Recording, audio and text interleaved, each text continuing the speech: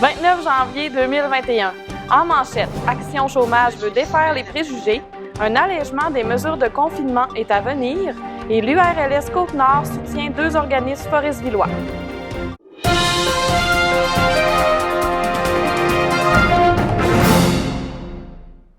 Ce ne sont pas les travailleurs qui sont saisonniers, mais l'industrie qui est saisonnière. Tel est l'un des messages lancés par Action Chômage Côte-Nord le 26 janvier lors du lancement virtuel de sa campagne de sensibilisation sous le thème « Vérité et conséquences ». Alors qu'une quinzaine d'intervenants ont pris la parole à tour de rôle, dont les élus de la Côte-Nord, les réalités des travailleurs de l'industrie saisonnière ont été dévoilées à travers 3 capsules vidéo afin de défaire les préjugés. Seulement la moitié des travailleurs saisonniers reçoivent de l'assurance-emploi, fait mention la première capsule présentée. On y aborde également le besoin de ces travailleurs qualifiés. Aller travailler ailleurs n'est pas une option. Sans eux, il n'y a plus de pêche, de déboisement, de croisière et de services au restaurant.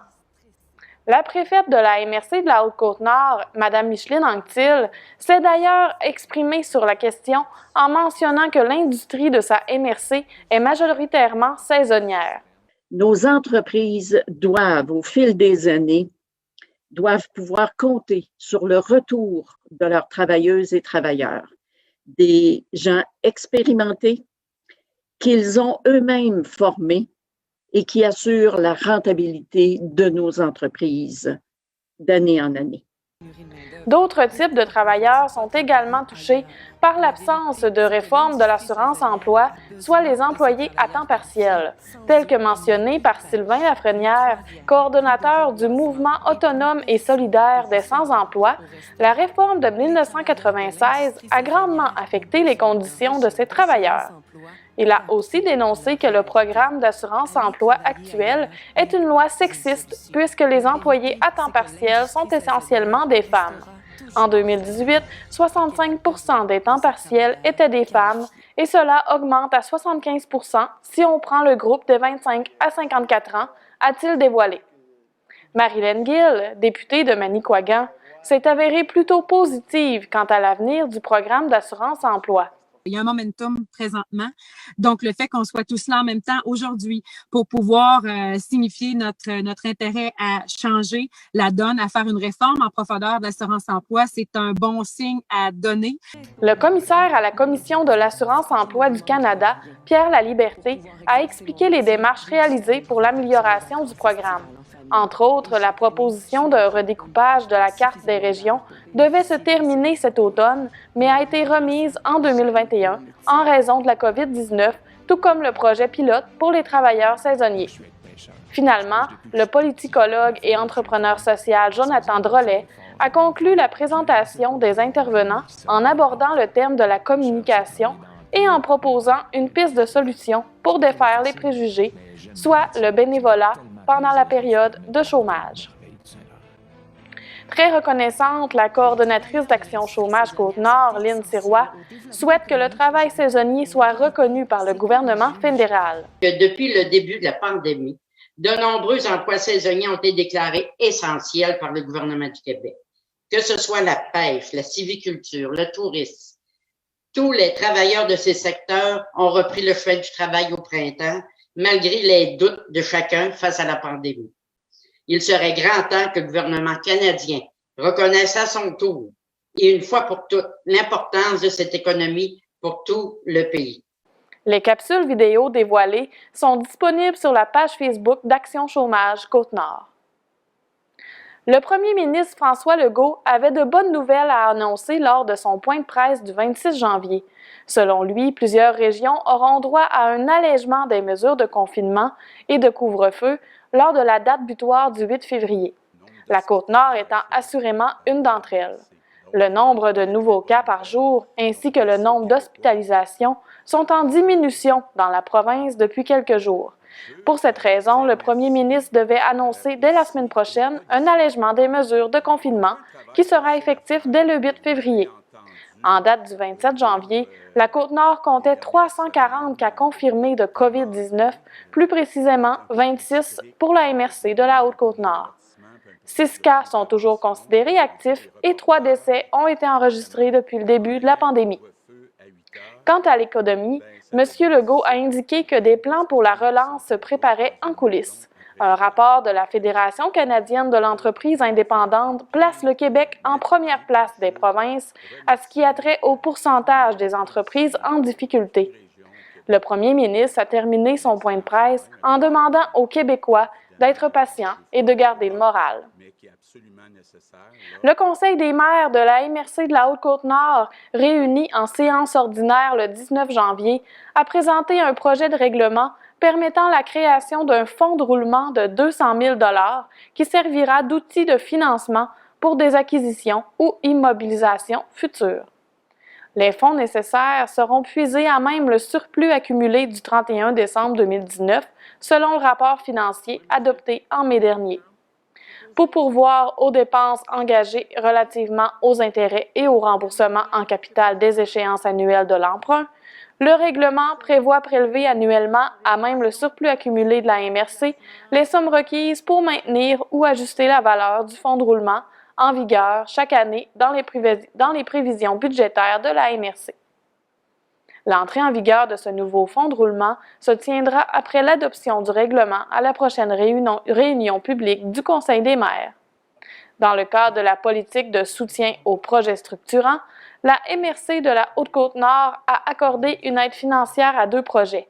Tout d'abord, comme la ville de Forestville a dû modifier son projet « Modernisation des infrastructures aéroportuaires », la MRC a accepté de lui verser les fonds prévus de 20 000 $.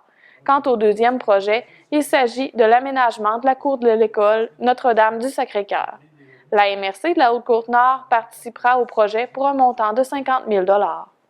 La MRC de la Haute-Côte-Nord est admissible au programme de mise en valeur intégré en raison de la réalisation par Hydro-Québec du projet de ligne à 735 kWh Miquois-Saguenay sur son territoire. Une somme de 1 906 921 $ lui a donc été allouée dans le cadre de ce programme. Par résolution, elle s'est engagée à utiliser cette somme pour réaliser, via un fonds de développement régional, des initiatives qui relèvent de l'un des domaines d'activité admissibles et respectent les conditions générales de réalisation du PMVI. Le Conseil des maires a accepté de lancer un appel d'offres sur invitation pour effectuer le nettoyage et la désinfection du système de ventilation de son centre administratif situé aux Escoumins. Le bâtiment a été construit en 2003 et le nettoyage et la désinfection du système de ventilation n'ont pas été effectués depuis ce temps. Depuis 2015, la MRC de la Haute-Côte-Nord octroie des aides financières aux organismes de son territoire via sa politique sur les dons et commandites.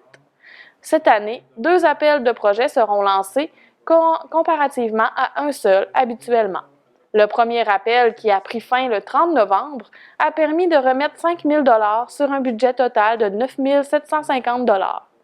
Action Chômage Côte-Nord reçoit 1 000 $, tout comme Centraide Haute-Côte-Nord, Manicouagan, l'organisme des bassins versants de la Haute-Côte-Nord, la municipalité des Escoumins pour son 175e anniversaire et la municipalité du Sacré-Cœur pour le festival Fjord en fête. Les promoteurs qui devront reporter leur événement en raison de la pandémie pourront conserver l'aide financière octroyée. Toutefois, ceux qui seront contraints d'annuler complètement le projet devront rembourser le montant reçu par la MRC.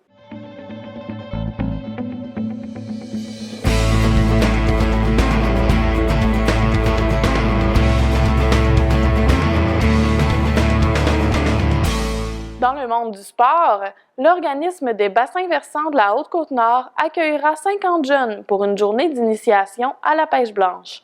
Dans le cadre du programme Pêche en herbe, le 20 février à la rivière Portneuf, le 27 février à la rivière Laval de Forestville et le 6 mars au lac Gobeil de Sacré-Cœur de 10h à 15h. Avec l'autorisation du ministère des Forêts, de la Faune et des Parcs, chaque pêcheur de 9 à 12 ans recevra un certificat pêche en herbe qui lui tiendra lieu de permis de pêche jusqu'à ce qu'il atteigne 18 ans. La Fondation de la Faune, initiatrice du programme, remet également une brochure éducative « La pêche blanche avec Gulliver » à chaque participant ainsi qu'une aide financière pour l'achat de brimbales. Les familles pourront se procurer un ensemble prêt à pêcher ou utiliser leur propre matériel. Tout en pêchant, elles auront l'opportunité d'assister à des animations et des jeux au courant de la journée sur les sujets mentionnés précédemment. Des abris chauffés seront mis à la disposition des participants et des règles sanitaires devront être respectées en raison de la pandémie. Depuis sa création en 1997, le programme Pêche en herbe a permis d'initier plus de 300 000 jeunes, dont 31 000 à la pêche blanche. Le conseil de bande de la communauté Innu de Pessamit a décidé de fermer l'accès à la route de motoneige Trans-Québec 3. Le chemin n'est plus accessible aux utilisateurs de véhicules motorisés sur le territoire de la haute communauté. Cette annonce survient alors que la saison de motoneige bat son plein. Selon Jean-Noël Riverain, membre du conseil des Inuits de Pessamit, cette décision était prise depuis le mois de décembre dernier. Depuis quelque temps, les plaintes de la part des membres de la communauté devenaient de plus en plus nombreuses. Selon M. Riverain, les membres de la communauté se font régulièrement interpeller s'ils utilisent les sentiers de motoneige. De plus, la sécurité et la vitesse ne sont pas toujours respectées, estime le porte-parole dans ce dossier. Des cas de conduite avec les facultés affaiblies et plusieurs sorties de route ont également été observés, ce qui engendre des graves problèmes de sécurité. L'École cycliste Haute-Côte-Nord et le club de ski de fond Le Plein d'Air de Forestville font tous deux partie des récipiendaires d'une aide financière du programme Soutien financier en plein air de l'Unité régionale de loisirs et sports Côte-Nord. En ce qui concerne l'École cycliste Haute-Côte-Nord, elle a reçu une somme de 4 687 $ pour le déploiement sécuritaire d'un réseau de fat bike à Forestville. Ce soutien financier lui permettra de procéder à l'acquisition de grappes pour damer les sentiers, de signalisation pour améliorer l'accès et d'un équipement pour tirer les grappes. Rappelons que les adeptes du vélo à pneus surdimensionnés ont accès à une boucle d'un peu plus de 5 km aménagée en retrait du terrain du golfe Le Méandre. L'entretien du réseau se réalise de façon bénévole avec des motoneiges pour cette première année d'opération. Quant au club de ski de fond, il a obtenu 4 161 $ pour son projet de rénovation du refuge. Il pourra ainsi apporter des améliorations à son relais, telles que le changement des portes, fenêtres et de la galerie, selon l'administratrice Ginette Plante. Le refuge est situé à 1 km du stationnement et il est le carrefour central de toutes nos pistes de ski. Sa construction datant d'une quarantaine d'années, il était essentiel de procéder à ces rénovations de l'avis de l'organisme. L'URLS Côte-Nord a reçu près de 70 000 $ en demande d'aide financière via son programme qui finance les activités de plein air.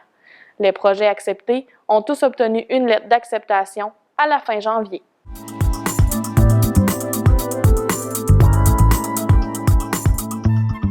À la météo, le soleil était présent en alternance aujourd'hui le 29 janvier et nous avons ressenti un maximum de moins 9 degrés. Le thermomètre descendra à moins 12 degrés cette nuit. Quant à demain, samedi 28 janvier, une alternance de soleil et de nuages sera également au rendez-vous avec un maximum de moins 6 degrés.